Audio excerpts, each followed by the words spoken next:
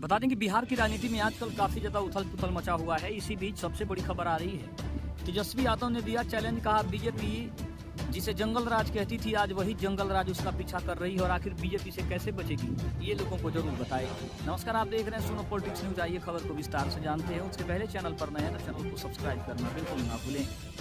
बता दें कि बिहार के पूर्व उप मुख्यमंत्री तेजस्वी यादव ने बीजेपी के ऊपर बड़ा हमला बोला है। उन्होंने कहा है कि जिस जंगल राज की बात हमेशा बीजेपी और बीजेपी के तमाम दिग्गज नेता करते थे, आज वहीं दिग्गज नेताओं के मुंह से आवाज क्यों नहीं आ रही है।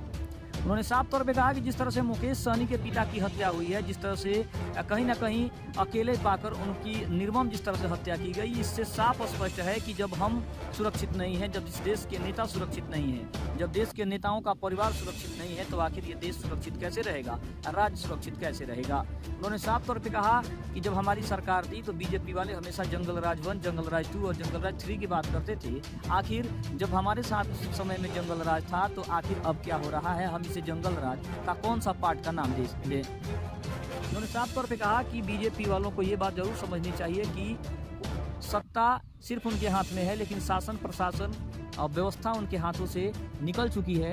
नीतीश कुमार पूरी तरह से विफल हुए हैं और बीजेपी किसी भी दृष्टिकोण से अगर देखा जाए तो बीजेपी कहीं भी खरा उतरती दिखाई नहीं दे रही है। जिस उम्मीद के साथ जनता ने उन्हें चुना था, जनता ने उनका राज चुना था, लेकिन जनता के किसी काम आने के बजाय बल्कि जनता को उल्टा उसका नुकसान हो रहा है। इस बात का अंदाजा शायद बीजेपी के नेताओं को और बीजेपी की पार्टी को नहीं है और इस पर सबसे ज़्यादा ध्यान देने की जरूरत है। उन्होंने साफ तौर पे कहा कि जिस तरह से रोज बिहार में हत्याएं हो रही है, हत्याओं की घटना हो रही है, इसके अलावा छेड़खानी की घटनाएं हो रही है, जिस तरह से बिहार में त्राहिमाम मचा हुआ है हर जगह पे, उसको देखते हुए अब बिल्कुल कहना गलत नहीं होगा कि बीजेपी के हाथ में भले ही सत्ता है, लेकिन सत्ता की चाबी अपराधियों के हाथ में है और अपराधी उस चाबी को लेके जब चाहें जहां चाहें वहां घुमा रहे हैं, उस ताले को खोल रहे हैं और जिसकी चाहे उसकी हत्या कर दे रहे हैं। सच्चाई यही है और इससे बीजेपी भाग नहीं सकती, उसका जवाब उसको देना होगा। अगर नीतीश कुमार से सत्ता नहीं समझ रही है तो उन्हें जल्द से जल्द इस्तीफा दे देना चाहिए।